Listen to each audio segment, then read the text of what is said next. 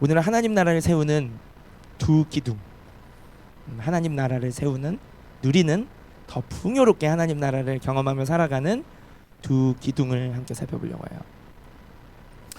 국가, 나라, 한 나라, 국가라고 할 때 세 가지 조건이 있다고 하죠. 국가의 3요소 무엇이죠? 국민, 맞아요. 살아가는 사람이 있어야죠. 국민, 또 영토, 에어리어. 예. 국민들이 살아가고 있고 펼쳐지는 그 삶의 영역이 있죠. 예, 영역. 또 하나. 우리 네, 주권. 맞아요. 주권. 네. 맞아요.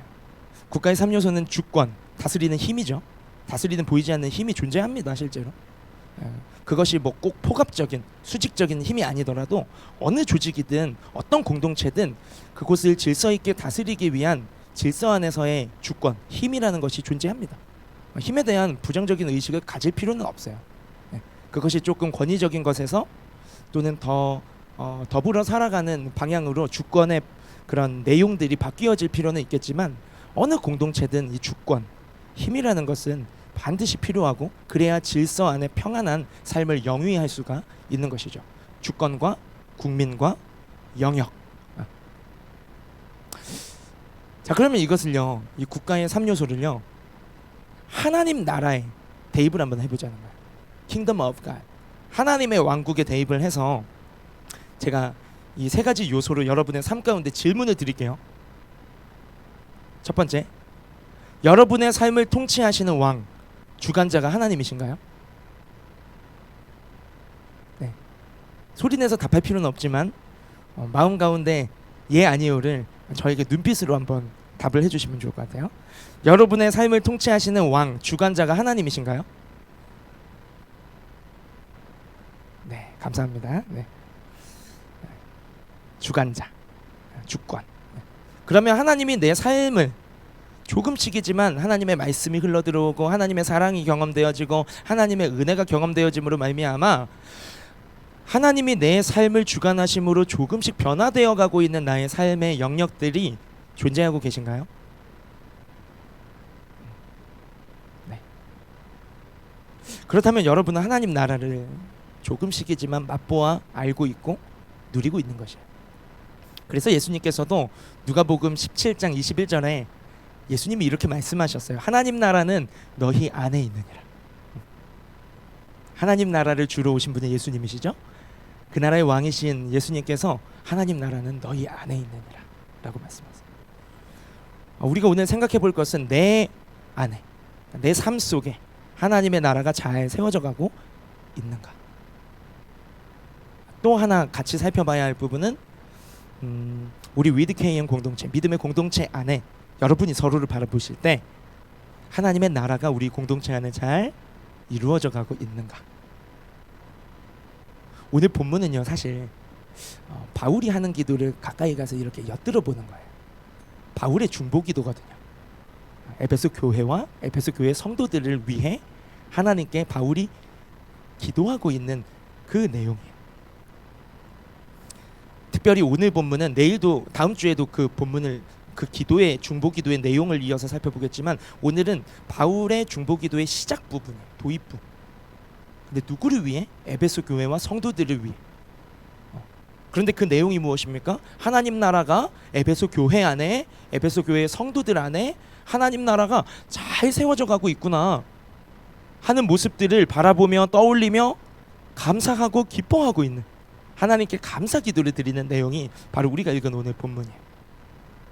오늘 본문 속에 바울의 이 기도, 에베소 교회와 성도들을 향한 감사의 이 제목들이 올해 2024년 우리의 삶 속에, 우리 안에 이루어져가는 하나님의 나라를 발견하고 기뻐하는 우리의 감사 제목이 되기를 소망합니다. 본문 15절 말씀 다시 한번 읽을 텐데요. 이 15절 말씀 앞에 띄어져 있죠. 이 말씀은요, 내 안에, 여러분 안에, 그리고 우리 공동체 안에 서로를 바라볼 때에 하나님의 나라가 어떻게 세워져 가는가 하는 두 기둥을 우리에게 말씀해주고 있는 구절이에요. 하나님의 나라는 이것으로 세워집니다.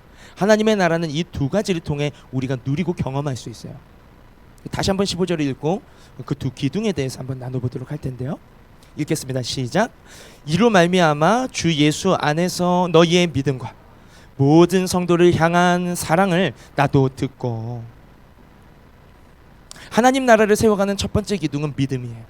그런데 이것은 그냥 믿음이 아니라 주 예수 안에서 자라가는 너희의 믿음, 주 예수 안에 있는 너희의 믿음이라고 말하고 있어요.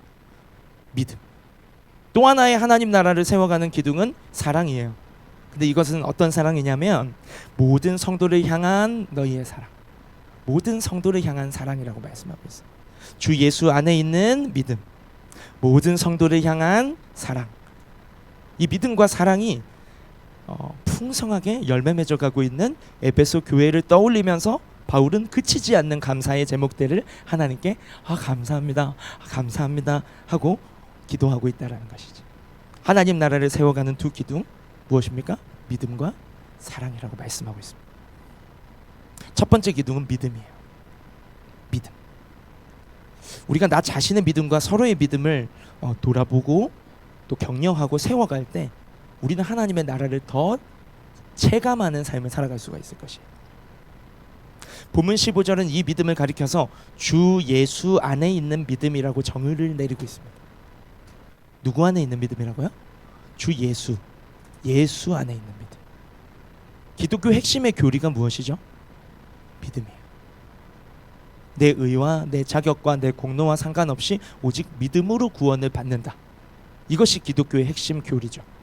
그러면 무엇을 믿는 것이 구원받는 믿음이냐? 이것이 또 중요한 질문이겠죠. 무엇을 믿는 것이 구원받는 믿음입니까? 이 구원의 전제는요, 구원이 필요한 처절한 상태에서부터 출발하게 되어 있어요. 그러면 우리가 구원받은 하나님의 백성이라고 할 때 우리가 구원받기 전의 상태는 어떠했습니까? 구원이 필요한 상태가 무엇을 말하는 것이죠? 죄인. 10사람 붙들어 놓고 의인입니까 죄인입니까 물을 때 죄인입니다라고 다 말해요. 죄인입니다. 의인입니다라는 거 약간 반항심. 보이지 않는 어떤 절대자를 향한 반항심, 또는 뭐 진짜 자기 의에 똘똘 뭉쳐 의인입니다 하는 경우도 혹 있겠으나 그냥 소위 세상 말로 자기 성찰을 하고 돌아볼 줄 아는 사람은 죄인이죠 라고 말해요. 넌 크리스천들도 마찬가지. 죄인에서 출발하는 게 구원이라는 이 은혜의 필요성이에요.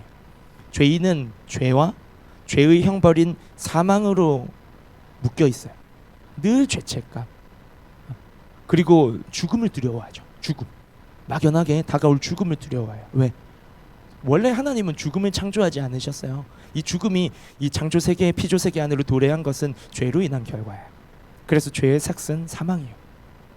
그러니까 사람은요, 이 죄에 묶여서 죄책감에 눌려 살아가고, 이 죄의 결과라고 볼 수 있는 죄의 형벌, 하나님은 창조하신 적이 없는 죄의 결과로 생겨난 이 죽음에 대한 막연한 두려움을 가지고 살아간다.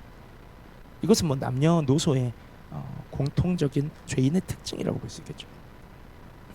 그러나 이것들이 바로 구원이 필요한 조건입니다. 조건. 그런데 우리를 죄와 죄의 책임감과 또 죄의 형벌인 사망으로부터 건져내신 분이 계세요. 그 구원자, 세이비어, 그 구원자를 믿는 것이 기독교의 믿음이에요. 우리의 믿음의 대상은 그래서 분명합니다. 모호하지 않아요. 하나님을 믿어야 되나요? 예수님을 믿어야 되나요? 성령님을 믿어야 되나요? 목사님을 믿어야 되나요? 아니면 우리 너무 잘 챙겨주는 교회 언니를 믿어야 되나요? 그렇게 모호하지 않다라는 말이에요. 내 죄를 용서하신 분이 누구십니까? 우리 교회 성사 안 하잖아요. 목회자를 중보자로 여러분의 죄가 용서받는 것이 아니잖아요. 누가 여러분의 죄 문제를 해결하셨습니까? 누가 내 죄를 짊어지고 내 죄의 대가로서의 죽음을 당하셨습니까? 그분이 여러분이 믿어야 할 세이비어예요.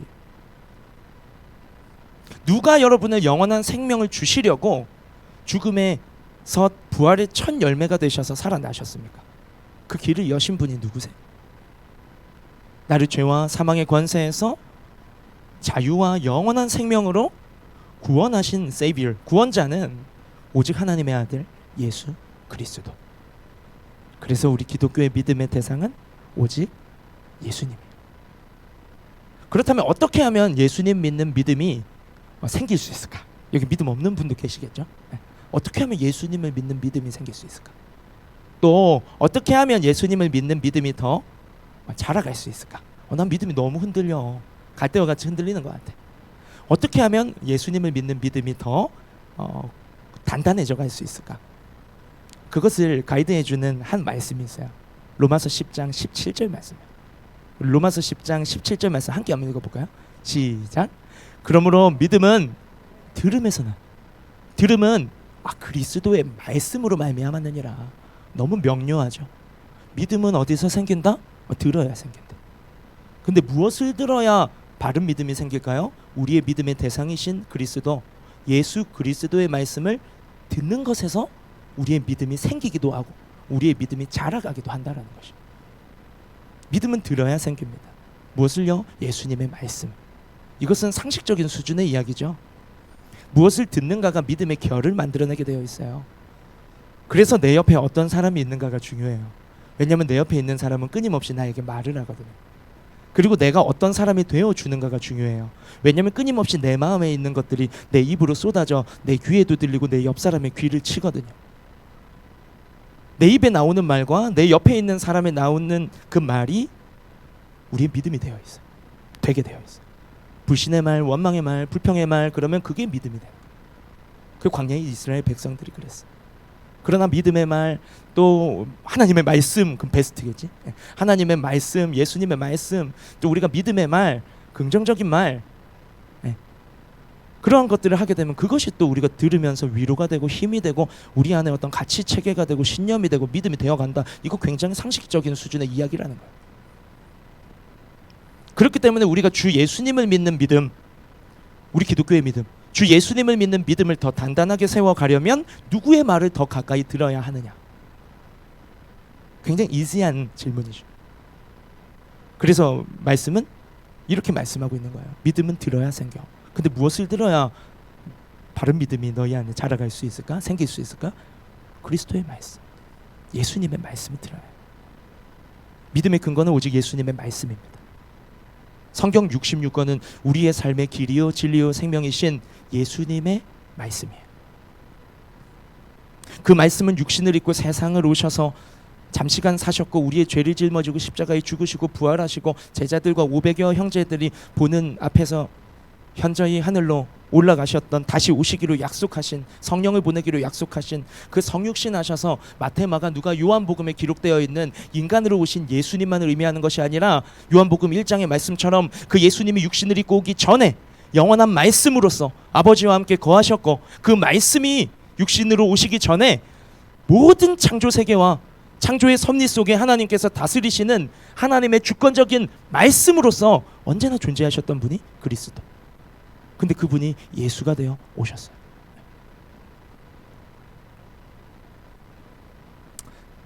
예수님은 육신을 입고 오기 전부터 말씀이셨어요. 구약 성경은 오실 그리스도를 약속하고 있죠. 근데 그 그리스도가 예수시잖아요. 예수 그리스도, Jesus Christ. 그래서 구약의 모든 말씀은 예수님의 말씀이 아닌 것이 아니라 예수님의 말씀이에요.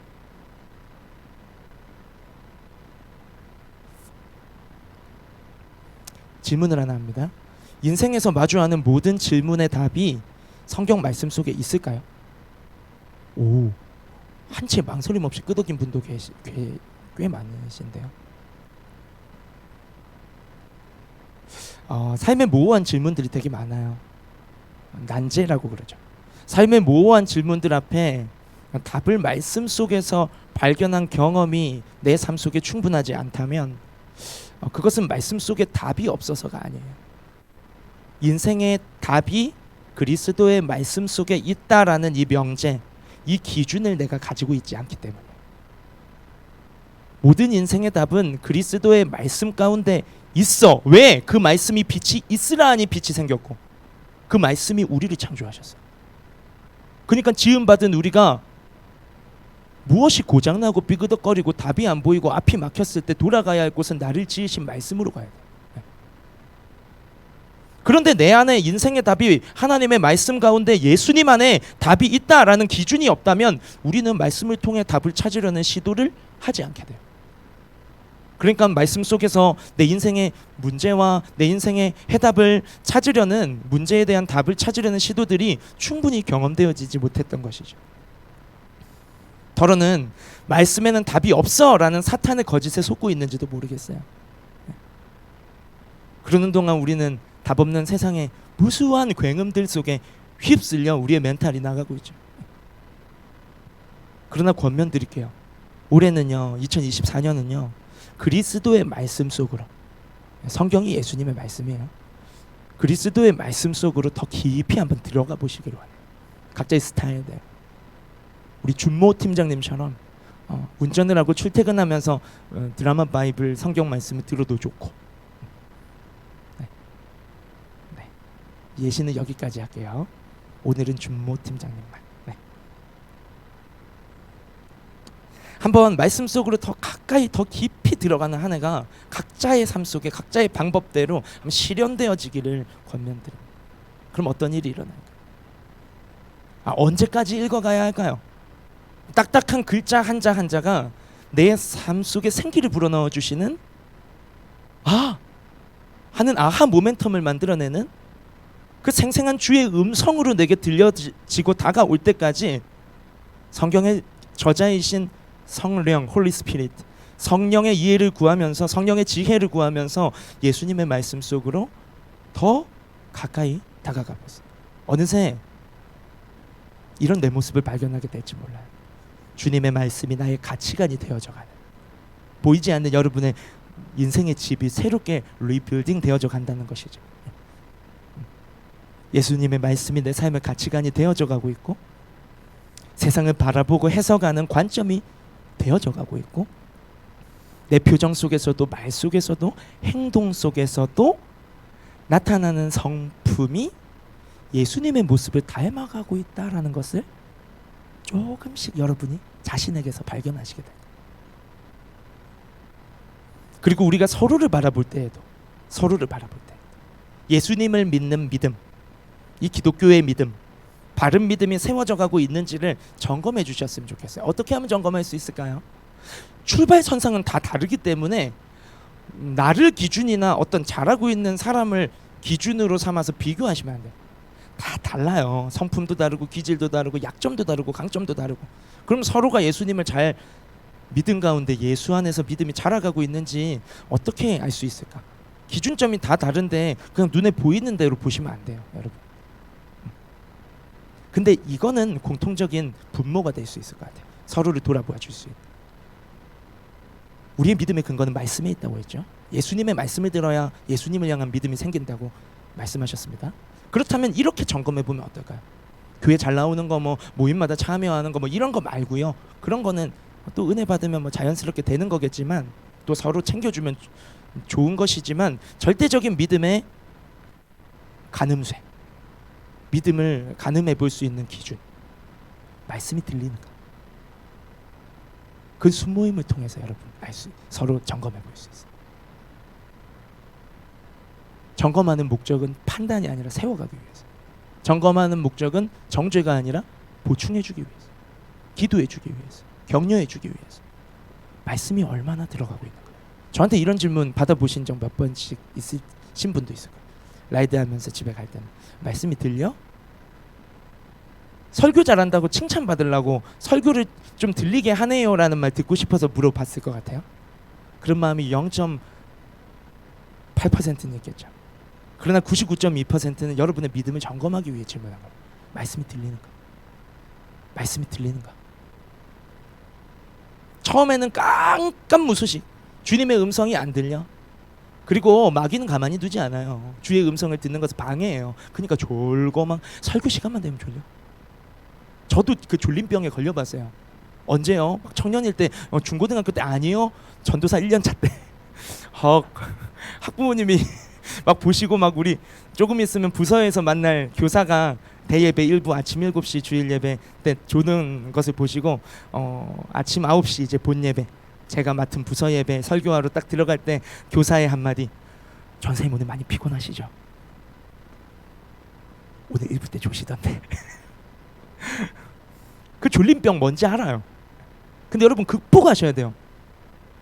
그거는 하나님의 말씀을 듣지 못하게 마귀가 방해하는 것일 수 있어요.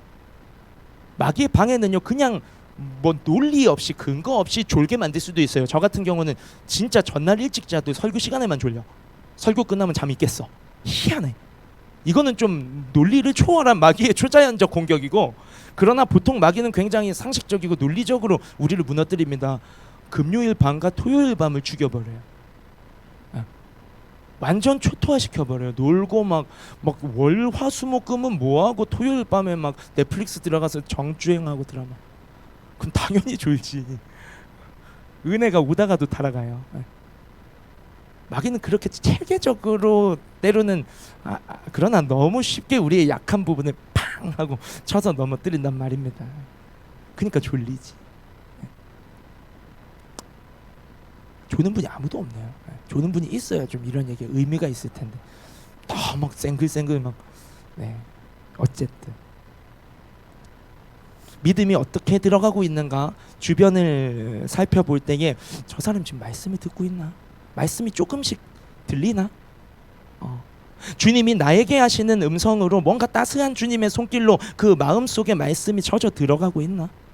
그 다음 단계는 뭘까요? 어떻게 살펴볼 수 있을까요? 순모임 할 때 또 1대1 원투원 비공식적인 교제들을 밖에서 나누실 때에 한번 툭툭 건드려 보는 거죠. 말씀이 들리나? 또 그 다음 단계는 뭐예요?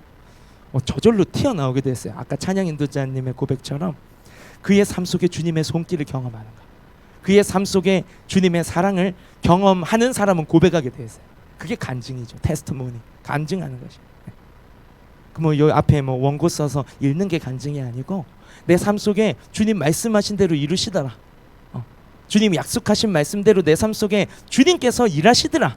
그 주님의 사랑의 손길과 흔적들을 발견하면서 나타나는 리액션. 그 은혜를 고백하고 간증하는 모습들을 볼 때에 지금 저 영혼 안에 믿음이 들어가고 있구나. 믿음이 자라가고 있구나. 라는 것을 알 수 있다는 것이. 우리 믿음의 근거는 오직 그리스도의 말씀입니다. 올 한 해 말씀으로 더 가까이 나아가셔서 주님의 말씀을 들음으로써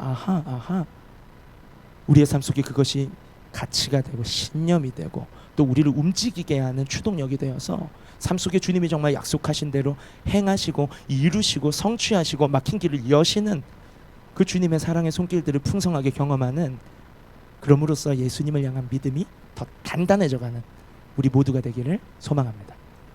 두 번째 기둥은 무엇일까요? 하나님 나라 한쪽만 세워지면 다른 한쪽 무너지겠죠? 두 번째 기둥은 사랑이에요. 우리의 믿음이 바른 믿음이라면, 예수님을 믿는 믿음이라면, 예수님의 십자가의 사랑으로부터 나에게 부어지는 믿음이 맞다면, 내가 아는 것이 아니라 내 삶 속에 말씀하시고 그 약속대로 이루어 가시는 주님의 일하심을 믿는 믿음이 맞다면 그 믿음의 열매는 반드시 모든 성도를 향한 사랑으로 열매 맺어 나타나야 합니다.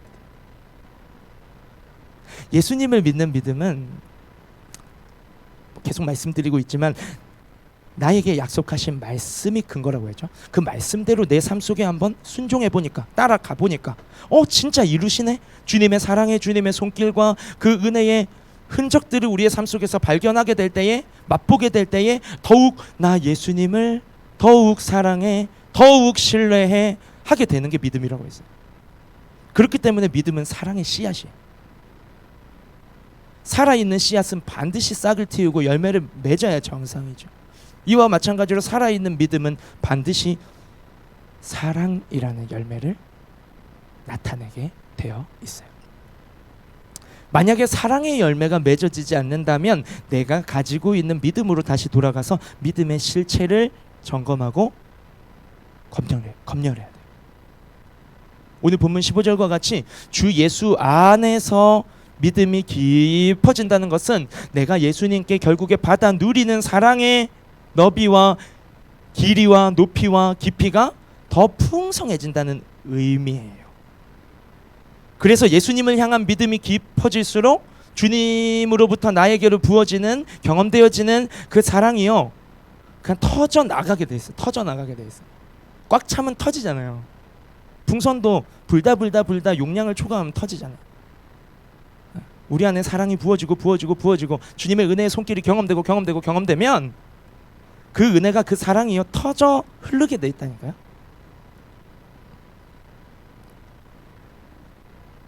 주님으로부터 나에게 부어지고 경험되어진 그 사랑이 나로부터 모든 성도들을 향한 사랑이 되어 흘러가게 된다라는 것을 말씀드리고 있는 것입니다. 그래서 본문 15절에 에베소 교회를 향한 이 바울 목사님의 감사 제목, 주 예수 안에 무르익어가는 너희의 믿음, 그리고 더불어서 모든 성도를 향한 너희의 사랑이라고 표현하고 있는 것이죠. 처음부터 모든 사람을 사랑할 수는 없어요. 심지어는 나 자신조차도요. 우리는 사랑의 공급처와 단절되었던 죄인이었잖아요. 그러니까 우리는 우리 자체가 애정결핍이라, 내가 인정받고 내가 사랑받고 내가 용납받고 내가 수용받는 것이 필요한 것이 전제인 것이 하나님과 관계가 끊어진 죄인의 상태예요. 그러니까 처음부터 모든 성도를 사랑할 수 없는 게 당연해요. 그래서 은혜가 필요하죠. 사랑이 필요해요. 하나님의 사랑. 그걸 경험시켜줄 수 있는 서로가 서로에게 필요해요. 심지어는 나 자신조차 사랑스럽지 않고 나와 가장 가까운 가족조차 사랑스럽지 않을 때가 있을 수 있어요. 사실 사랑스럽지 않은 이유는 언제나 많아요. 광야에서 물이 솟아나고 광야에서 만나와 메추라기를 먹이고 적진들 칼 한 번 아니 휘둘렀는데 다 하나님이 치워버리시고 길 여시고 이런 기적을 경험하면서도 언제나 목말랐어요. 불평과 원망거리는 언제나 있었어요. 사랑스럽지 않은 이유는 언제나 많습니다. 그러나 내 믿음의 정체성을 한번 생각해 보십시오. 내 믿음의, 내가 가진 믿음의, 주 예수 안에 있는 믿음의 정체성을 기억하고 흔들리지 않을 수 있다면 우리는 사랑에 대한 애티튜드가 변화될 수 있어요. 예수님을 믿는 믿음은 예수님이 나에게 말씀하시고 내 삶 속에 그 약속을 이루어 가실 때 경험하는 주님의 사랑의 손길, 주님의 사랑의 흔적들을 내가 발견하고 누릴 때마다 주님을 신뢰하게 되어지는 그 믿음이 더하여지는 것이라고 우리 앞서 첫 번째 기둥에서 정의하지 않았습니까? 이 은혜를 누리고 계신다면 조금씩 주님의 주권과 통치가 내 삶을 변화시켜가는 그 은혜 속에 주님을 향한 신뢰가, 믿음이 더하여지고 계신 여러분들이라면 우리 하나 더 질문해봐요. 나는 근데 예수님께 사랑받을 이유나 충분한 조건이나 자격이 있었는가? 라고 한번 질문해 볼 필요가 있어요. 그렇지 않습니다. 그렇지 않습니다. 누구도 그렇지 않아요. 저도 예외가 아니에요. 예수님의 십자가 죽음이 나의 죄를 대속하는 죽음을 이었다는 사실을 믿는 게 십자가 복음을 믿는 것이라고 할 때, 예수님이 나를 사랑하셔서 나를 위해 생명을 내어주실 때 내 상태는요 그다지 사랑받을 만한 귀여운 상태가 아니었어요. 그다지 사랑스러운 상태가 아니라 전혀 오히려 하나님을 등지고 하나님 노릇하면서 꼿꼿하게 목을 세우고 내가 하나님이 되어 살아가는 죄인이었단 말입니다. 사랑스럽지 않은 나를 사랑하기로 선택하신 예수님의 사랑의 동기는 우리의 어떠함에 달려있지 않았었다라는 것입니다. 도리어 사랑받을 자격이 조금도 없는 죄인인 나를 우리 얼마 전에 사랑 메시지에서 살펴봤지만 조건 없이 선택하시고 사랑하신 것이 바로 예수님의 사랑. 그래서 오늘 본문 15절에 모든 성도를 향한 너희의 사랑 때문에 내가 기쁨이 넘친다 고백할 때 이 모든 성도를 향한 사랑은 너희가 하는 건데, 이 사랑의 원어를 보면요 기가 막혀요. 우리가 할 수 없는 사랑을 가리켜 말하고 있어요. 우정을 말하는 필레오도 아니고요, 이성 간의 애정을 말하는 에로스도 아니에요. 너희 모든 성도를 향한 너희의 사랑이라고 할 때 이 15절에서 사랑은 하나님의 무조건적인 언약적 사랑을 가리키는 아가페를 사용하고 있어요. 어디로부터 그 사랑이 와서 모든 성도들에게로 흘러가고 있는가? 그 모든 성도를 향한 사랑의 출처를 말씀해주고 있는 아가페의 사랑. 하나님이 주시는 사랑, 무조건적으로 주시는 사랑, 자기 아들의 목숨까지 주시는 사랑.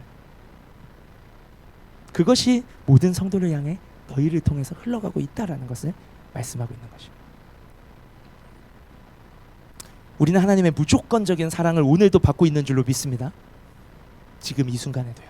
지금 이 순간에도요. 나의 자격과 상관없이. 그건 내가 잘 알잖아. 내가 사랑스럽지 않은 거 하나님 앞에서. 그렇다면 무조건적인 사랑을 받고 있는 우리의 사명은요, 거저 주신 주님의 사랑을 값없이 흘러내는 삶을 사는 거예요. 그래서 주 예수 안에 있는 믿음은요, 주 예수 안에 있는 믿음에서 경험되어지는 주님의 사랑은 언제나 나를 통과하여 전진하고 흐르고 확장되어져 가야 돼. 내가 처음에 가지고 있었던 사랑의 울타리가 있을 거예요. 저마다. 나는 아무도 사랑하지 않아. 내 자신도 사랑하지 않아. 그렇다면 울타리는 뭐 없는 것이지만, 나는 나 자신을 사랑해. 내 욕구와 만족을 위해서 나는 살아가 하면 요만큼의 울타리가 있는 거고, 내 친구 한 명 정도는 내가 의리가 있으니까 내가 얘를 위해서는 내 것을 기꺼이 반 나눠줄 수 있어, 하나라도 나눠줄 수 있어 한다면 그만큼이 우리의 사랑의 울타리겠죠. 이따 순모임 질문 2번으로 또 함께 순장님과 순왕들과 나누게 될 텐데, 내가 가지고 있는 처음에 가지고 있었던 사랑의 울타리가 있을 거예요. 내가 처음에 그어놓았던 경계선이 있을 거예요. 방어구축선. 누가 함부로 침범하지 못하게, 내 거 못 뺏어가게, 나 공격 못하게 내가 탁 방어하는 그 경계선이 각자마다 바운더리가 있었어요. 그게 사랑의 울타리라고 해도 될 것 같아요. 그 울타리 안에 또 내가 갖다 두었던 우리라고 내가 부르는 최소한의 내 사람들이 또 있을 거예요. 그들을 향해 사랑을 주는 것에서부터 출발해야 돼요. 거기에서부터 모든 성도를 향한 사랑이 시작되는 거예요. 가끔 가다 보면 은혜 받았다, 복음 만났다, 예수님 만났다, 너무 그 감격에 도취되어서 내 가족은 스킵, 내 직장 동료들 스킵, 내 클래스메이트들 스킵, 홈스테이 함께 살고 있는 사람들 스킵 하고 선교지로 가는 사람들이 있어요. 이거는 광신이에요. 이걸 보고 세상도 광신자라고 불러요. 왜? 가정은 돌보지도 않는데, 직장에서는 걔 이상해, 어울리지도 않고 뭔가 이기적이야, 자기밖에 몰라, 주위를 못 둘러봐. 근데 왜 선교지 간대? 기도 편지 주더라. 세상 사람도 욕해요. 광신이 광신. 예수님도 그 사명을 복음 전파를 땅끝까지라고 말씀하셨지만 어디에서부터라고 했어요? 내가 살고 있는 유대, 그 다음 사마리아, 그 다음 땅끝까지 이르러 예수님의 증인이 되라 라고 말씀하셨잖아요. 우리의 사랑의 울타리 안에 있는 사람을 진실하게 사랑하는 것부터 시작되어지는 것이 예수님의 계명인 사랑이고 주님이 맡기신 복음의 사명이에요.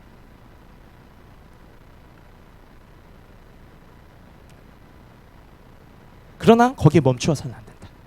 거기서부터 출발하지만 우리의 사랑은 경계를 허물고 울타리를 넘어서, 경계를 허무는 건 사랑 많이 받으면 경계가 허물어져요. 애정 결핍의 증상 중에 하나가 경계가 강하다는 거. 경계 태세가 굉장히 강해요. 근데 사랑을, 무조건적인 사랑을 많이 부어주세요. 서로. 또 하나님으로부터 예배를 통해서도.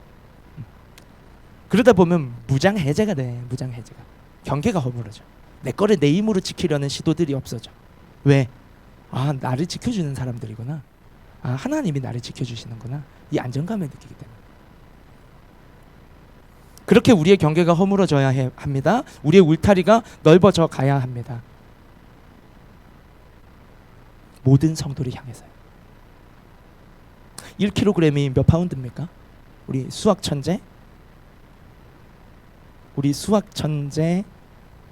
금모 씨, 네.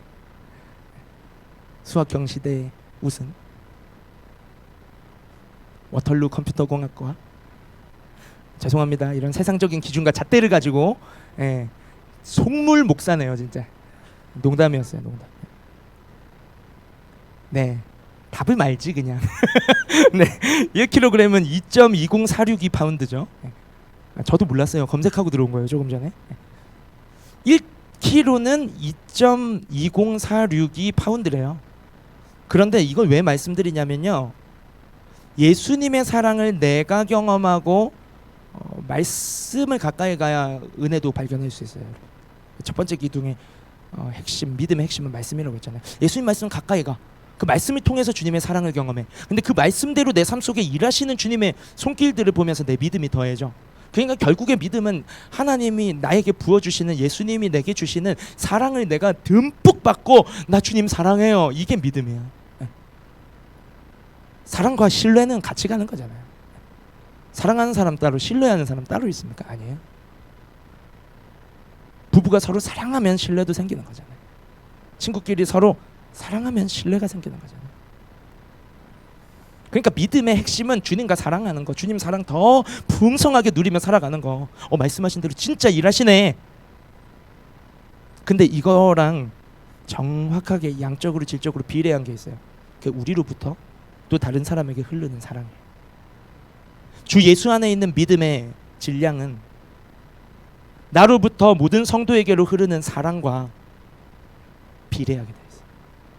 1kg에 2.04 어쩌고 저쩌고 파운드인 것처럼 내가 경험한 그리스도의 사랑, 그래서 더 주님을 향해 세워져가는, 깊어져가는 신뢰, 그 믿음이라는 것이 나로 인해 모든 성도들에게로 흘러가는 아가페의 사랑, 주님이 주셨기 때문에 내가 누릴 수 있었고, 내가 누릴 수 있었기 때문에 값없이 흘러낼 수 있는 그 사랑의 질량이 믿음의 질량과 비례하다라는 거예요, 여러분. 내 사랑의 수준이 믿음의 수준이라는 겁니다. 내 사랑의 수준만큼 가장 정확하고 정직한 믿음의 수준이라는 거예요. 내가 가진 사랑의 울타리의 폭은 얼마나 됩니까? 나의 사랑의 지경이 지금 현재, 그때그때 상태가 또 다를 수 있죠. 현저하게 좁아져 있는 상태시라면 지금 내가 경험하고 누리는 예수님의 사랑의 공급 라인이 위태롭다는 신호예요. 아니면 예수님의 사랑이 내 안에 고여가고 있다는 신호예요. 예수님의 사랑이 나는 누리고 있는데 모든 성도를 향한 사랑으로 흘러가고 있지 않다면 뭔가 삐그덕거리는 신호인데, 둘 중에 하나, 위에서 내려오는 사랑의 공급 라인이 뭔가 지금 막혀 있거나, 아니면 내 안에 엄청 주님의 은혜를 나는 누리고 있는데 그게 내 안에 고이고 있다는 신호예요. 둘 다 정상이 아니에요. 둘 다 위험해요. 고인 물은 반드시 썩게 되어 있어요. 공급이 없어도 메마르게 되어 있습니다. 썩어서 못 먹는 물이 되나, 메말라서 삐쩍삐쩍 갈라지나, 마시지 못하는 물인 건 매 마찬가지라는 것입니다. 둘 다 비극이죠. 그러나 반대로 나의 사랑의 울타리가 어제에 비하면 오늘 상태가 좀 안 좋게 하지만 작년에 비하면 그래도 내 사랑의 울타리가 조금 넓어지고 있어. 내 마음의 경계선이 허물어지고 있고, 내가 우리라고 부르는 그 영역이 조금씩이지만 공동체 안에서 또 세상 속에서 넓어져 가고 있다라고 한다면, 내가 경험하고 누리고 있는 예수님의 사랑에 대한 믿음의 확신 또한 점점 풍요로워지고 있다. 내 믿음이 더 단단해져 가고 있다라는 반증인 것입니다. 왜 믿음과 사랑을 두 기둥이라고 표현했을까요? 제가 어디서 가져온 15절을 아무리 뚫어져라 봐도 기둥이라는 말이 없는데, 맞죠? 근데 왜 이것을 하나님 나라를 지탱하는 두 기둥이라고 생각을 했냐면, 지금 요새 신명기를 새벽마다 설교하고 또 묵상하고 있는데 십계명이 생각이 났어요. 십계명은 돌판이잖아요. 이 두 돌판이 하나님 나라의 모든 삶의 강령이고, 하나님 말씀 66권 성경의 농축판이 십계명이라고 볼 수 있을 때, 이것은 하나님 나라를 세우는 기둥 맞거든요. 그 두 돌멩이가요. 거기 새겨진 10가지의 계명이요. 근데 1번부터 4번까지는 하나님과 나 사이의 이야기예요. 믿음에 관한 이야기죠. 또 내가 하나님으로부터 얼마나 사랑을 누리고 경험하고 있는가, 또 그럼으로써 주님께 사랑으로 오직 일편단심으로 주님께 내 믿음으로 그 사랑에 반응하고 있는가의 이야기가 1계명에서 4계명이라면, 5계명 부모를 사랑하라, 가장 가까운 나를 낳아주신 분과의 관계에서부터 시작해서 간음하지 말라, 살인하지 말라, 도적질하지 말라, 내 이웃의 물건을 탐하지 말라, 내 이웃의 아내를 탐하지 말라까지 뻗어지는 5계명부터 10계명은 이웃사랑. 하나님과의 사랑이 바르게 맺어질 때 5계명부터 10계명인 이웃과의 사랑으로 흘러가게 된다. 이 10계명을 떠오르면서 오늘 본문 15절에 바울의 감사기도의 내용과 10계명이 정확하게 일치하는구나. 바울은 이 두 가지 때문에 지금 기뻐하고 있다. 첫 번째, 주 예수 안에 너희의 믿음 때문에. 너희의 믿음이 지금 자라가고 있다. 또 하나 기뻐하고 있습니다. 감사의 제목이 무엇이죠? 두 번째 기둥, 사랑이 고이지 않고 있구나. 모든 성도를 향해 하나님이 너희에게 값없이 주신 그 은혜와 사랑이 흘러가고 있구나. 이것은 10계명의 1계명부터 10계명까지의 내용이 에베소서의 교회 가운데, 에베소 공동체, 위드 KN과 같은 그 에베소 교회 공동체 안에 열매 맺어가고 있었다라는 것입니다. 저에게는요, 떠오를 때마다 기뻐서 며칠 전에는 사모님은 막 울더라고요, 싱크대 앞에서. 네. 지금 저를 약간 이렇게 보고 계신데 제가 사모님 얘기를 안 해야겠어요. 네. 며칠 전에는 사모님, 저는 너무 좋아가지고 나누는 얘기인데 사모님 막 우시더라고. 웃다가 울다가 그런 적이 한번 있었어요. 제가 설거지하고 있으면서. 근데 그 제목이 뭐였냐면 감사 제목 때문에. 또 이것은 사모님뿐만 아니라 제가 청년 리더들과 하이브리드 철치죠, 우리는. 그래서 리더 카톡방 안에서도 나누고 있고, 또 순장 노트를 통해 순장님들과도 깨도 듣고 있고. 진짜 제 감사와 기쁨의 제목은요, 다른 거 아니에요.